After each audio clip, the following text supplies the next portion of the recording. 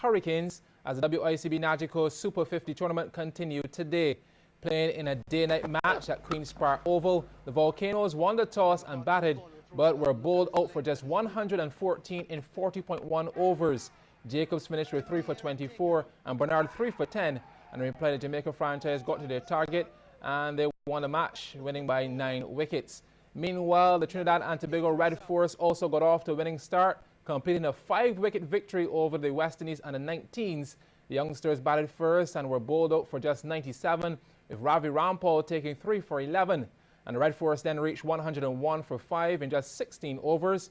And playing at Shaw Park, and indeed they were reduced to 21 overs aside. The West Indies under 19s 97 for 7 after being sent into bat. The openers Shanwan Hetmar with 50 and Tajmarine Chanapal 31 top scored. Ravi Rampal finished with figures of 3 for 11, Narayan 2 for 13. And reply TNT cruised to 101 for 5 in 16 overs, Evan Lewis making 38. Well, Blue House can boast of being the first house champions of any school sports day held at the new Usain Bolt Sports Complex at the UWI campus in Cave Hill. Cuthbert Moore Primary held their sports day at that venue.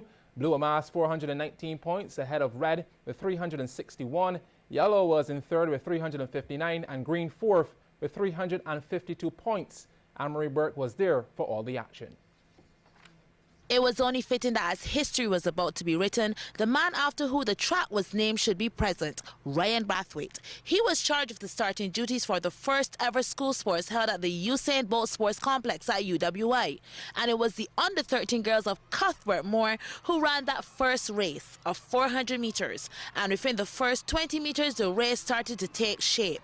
Down the backstretch, Talia Trotman, she then made her move, tracked by Maya Farmer, but she extended that lead to comfortably cruise home, Blue taking the maximum points, and Farmer was in for a second. The boys on the 13 just about to approach the 200-meter mark, and Tyreek Bailey Edwards makes his move, and he looked so strong as he kicked for home.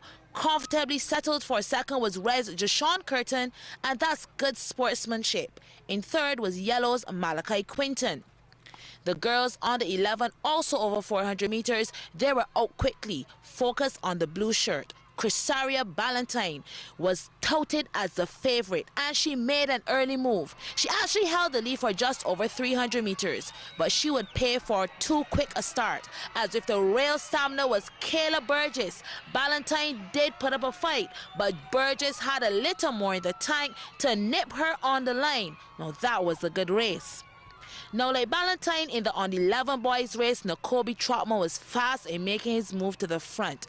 He seemed to be tiring a bit, so it would be left to be seen if he would hold on. And that he did, as he punched an extra gear en route to the finish line all alone. And looking like a true champ, he crossed the line quite comfortably, enough to look back at the fast finishing Janelle Gill, who came in second for Blue. How about some sprints from the younger athletes? On the 9 girls 80 meters, from start to finish, it was a Shara Gibbs for Blue House. In second was Yellow's Maya Thornhill, and third Blue's Tashara Calendar. The under 9 boys, he was out like a bullet and never looked back. Jeremiah Quinton, he was moving. Second went to Christopher Harewood of Red, and Isaiah Allen of Green was in for third. The boys on the 7 ran 50 meters, and they were out and gone. In the middle to Sean Charles for Yellow 1. Close second to Amon Austin on the inside, and Red's Nakari Cadogan was third. The under 7 girls, it was a fight to the finish, but then Talia Arthur made a late surge. Yellow had a champion. Blue's Akira Kwashi was second, and Red's Tiana Leach was third.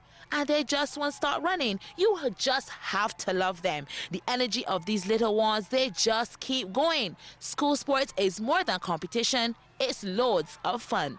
Anne-Marie Burke, CBC Sports. Thanks, Anne-Marie. Well, 30 coaches have been selected to participate in a FIFA's grassroots coaching course. The 5-day seminar being held at the Barbados Olympic Association was conducted, or is being conducted rather, by FIFA instructor Lenny Lake, who is here for the second time in about 3 months following a recent CONCACAF course last November. Now, Mr. Lake made it clear that FIFA continues to take such courses seriously. What is grassroots?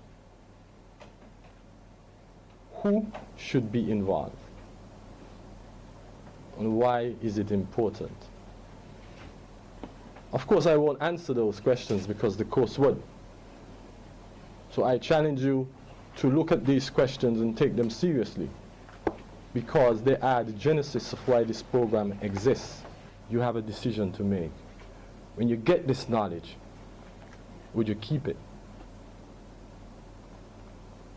When you get this knowledge, would you just concentrate on the children that are close to you and forget others? Or would you give back? That's the message I want to leave with you at the end of this course. The FIFA instructor also urged the participating coaches to know their roles and the importance of them. The course concludes on Sunday. A 5-day event will kick off the local sailing season this weekend. It's expected to be a major boost for tourism, with more than 400 sailors competing. CBC's Sean Green tells us more.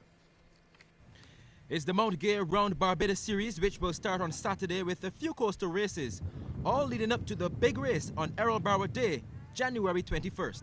The race has been around for a very long time, I think almost 100 years, but we've come on board the last 5 years, and we're happy to see that I think there are 31 vessels that are entered from all over, Germany, the US, UK, other parts of the Caribbean. So we are quite happy. I think it would be close to 400 sailors involved, families and supporters as well. So it's a significant event, and it's also good to see that it is becoming a feature on the sailing calendar for yachties around the world. The defending champion, Master Project, is back after returning a record time of 4 hours and 42 minutes in last year's race. And skipper Andy Budgeon believes they can beat it again this year. I'm pretty confident. I mean, we're the fastest boat entered, so as long as we can get the crew in shape and we don't make too many errors, I think there's a good chance that we can knock maybe 10 minutes off last year's time. And I know the Minister obviously is going to come with us and help out as much as possible. So we're looking forward to having him on board. David Hardin, chairman of the Barbados Port Authority, says Barbados got on board quite late and is now playing catch up with the rest of the Caribbean islands. When you look at St. Martin, Tortola, and those places, they've long been doing what we are now trying to take a quantum leap with. And thanks to Peter Gilts and his team, we are seeing this come into fruition. Every year we are seeing a better participation. The port accommodates whenever it can and wherever it can. And we're even, as we stand here, looking at further development of this shallow draft facility to create additional berths for the cruise and yachting people. The event is on Saturday and starts at 10 a.m. from Carlisle Bay. Sean Green, CBC Sports. Well, thanks, Sean. Just before we go, to let you know that the combined campuses and colleges will clash with the Windward Islands team tomorrow in the first match of the Nagico Super 50 competition. That's at 9:30. Then the Barbados Pride will clash with the Guyana Jaguars. That's at 1:30 p.m. Live coverage on MCTV's ESPN channel and on radio station 94.7 FM. That's it for sports. Up next, the Business Report. In a cruise this